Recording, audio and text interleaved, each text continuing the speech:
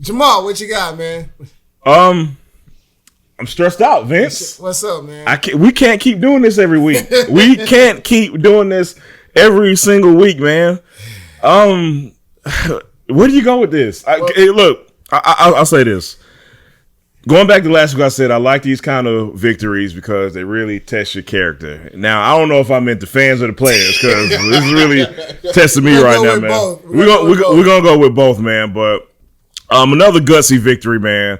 So this is one of those games where, you know, we come at it obviously from a Panthers perspective, obviously. Yeah. But we tend to forget a lot that you got to give the other team credit sometimes. You just do. They get paid just like those Panthers players get paid, man.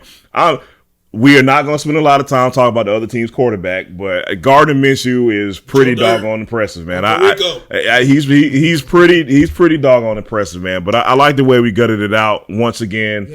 The referees are trying to take it from us. We'll get to that a little later, man. But good victory overall, man. For everyone that's listening, for everyone that's watching, when I asked Jamal, what does he have for us? How's he doing? I was asking him, how's he doing personally? Because I care about my friend. Thank you, man. But since he went on and segued into our back-to-back winning season, we'll just go with it, you know? So I don't mess around over here. To officially introduce the show to the Carolina Panthers back-to-back winning season, we'll talk about the game that just ended between Carolina and Jacksonville. Carolina eked out a 34-27 victory. I'm going to say 3 times. I'm going to say they beat Jacksonville 3 times today. All right? Right. Because I didn't see the penalty. I didn't see the penalty. It wasn't a hands to the face. And then they got the encroachment. So I'm just going to say Carolina beat them 3 times. But before we get into it, I like to always throw out a few stats. So some of the stats that jumped out to me was our illustrious quarterback, Mr. Allen, went 17-30. He only passed for 181 yards, though. That really shouldn't matter because we got the win. But I know in years past, even though we get the win, if those yards don't add up, like, it's problems. So I just felt like I needed to say that, okay? But our everything Mr. Offense, I'm not even going to call him a running back because he is the offense. Christian McCaffrey gave us 19 carries. MVP. And if he's not the NFL's leading getter for MVP right now, something is wrong. But at 181 yards on the ground, then he had like another 60 passing. 63. Three touchdowns. So sure we'll be talking about that. That's a bad dude, man. It is. It's very bad. Now, someone who started the game off quietly but ended on a great note was DJ Moore. Yeah. I don't think he had a catch in the first quarter, but he ended up with 91 yards receiving. So, good stuff there. And one thing that jumped out at me was Greg Olsen. I'm not even sure Greg Olsen got targeted today. And I started him in fantasy football. Ooh. Yep. Big fat 0, buddy. Ooh, that sucks. Yeah, they don't give points for blocking. Nope. They don't give. You want to go for that? If they gave points for blocks in the back, he would have got 3 or 4. Man. But all right, Rodney, give me your thoughts on today's game. Stressful. We won because of CMC.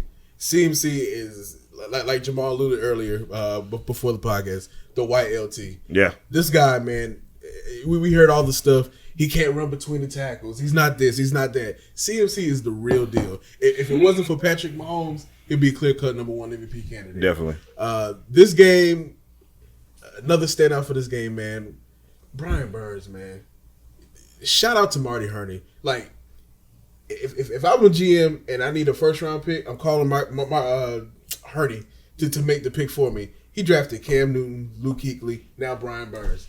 Brian Burns is going to the Hall of Fame, man. I'm telling you, he's already the Rookie of the Year. It is quite possible that this team may have a Rookie of the Year and MVP in the same year, man. What a time to be alive. They're not going to give it to him. Here's something that jumped out at me. Today. And I want to see if you guys can co-sign.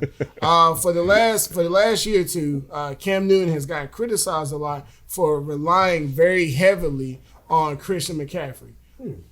These last 3 games, and I understand that Kyle Allen, I understand that he's only a second-year quarterback, so he doesn't have the command of the team as a Cam Newton. But he has relied on Christian McCaffrey just as much as we've seen Cam in the past. So, has Cam really relied on CMC that much, or is this really just a design by North Turner? And should we or should we not be concerned with the workload that CMC continues to get?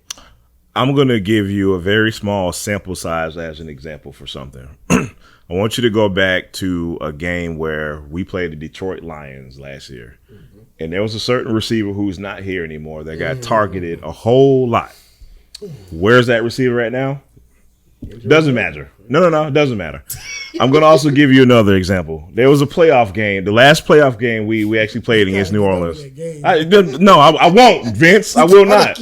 I will not. I will not. Damn it. That was 3 years ago. I don't care. I don't care.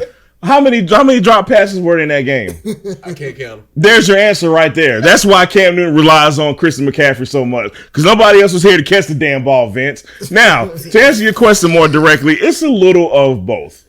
And yeah, I kind of am concerned about the workload that Christian McCaffrey gets, because we even saw him go out with a late game injury. Now, it doesn't appear to be serious. We are all crossing our fingers, hoping to God it's not serious, but with all that being said, man, it is still a concern. We are talking about we have never had a running back with that heavy workload in this franchise. Not even Jay Stu, not D. Will.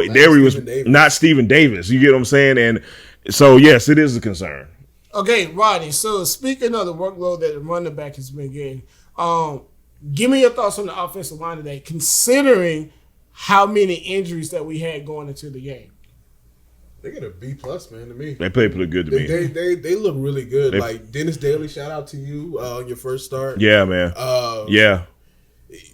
The blocking was there. The holes were there. Like I honestly came in the game thinking this was going to be a defensive slugfest. Okay. And both of the offenses on both sides surprised me.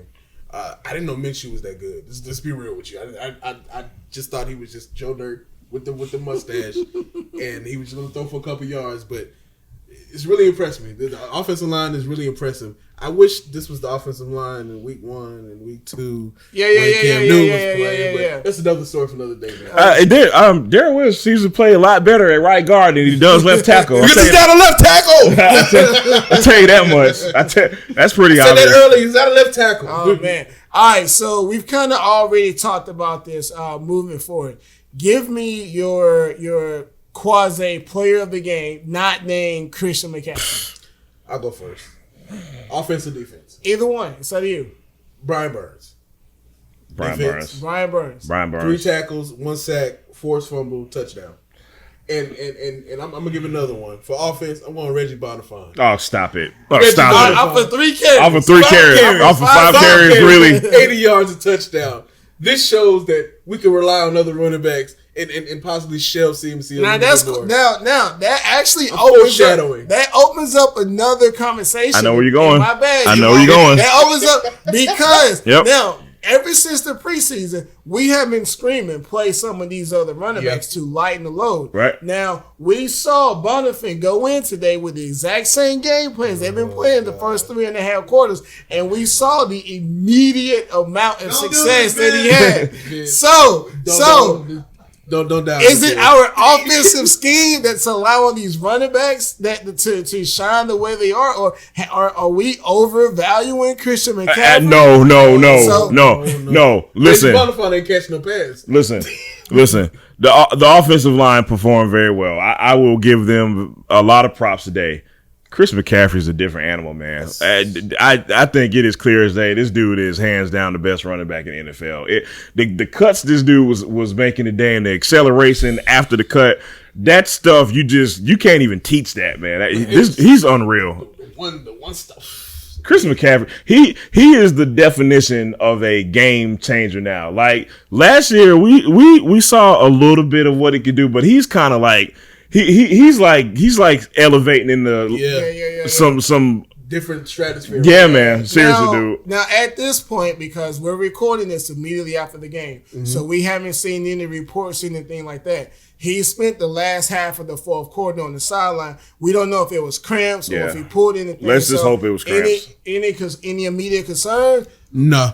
Not until we hear something. Okay. Because it very well might have just been cramps. So let's just not stress out any more than we already are relax. until we hear something. The words of the great Aaron Rodgers, relax. Yeah, so relax. let me. And if he is hurt, we have the great Reggie Bonathan anyway. So hey man, Jordan Scarlett too. Shout out to you. All right, so let me flip it real quick, Jamal. We kind of gave our little player of the games and all that good stuff. So give me an area of concern that you saw, whether it be with the scheme, whether it be with the play calling, or whether it be with an individual player. Oh, I got an easy one. What's up? Kyle Allen.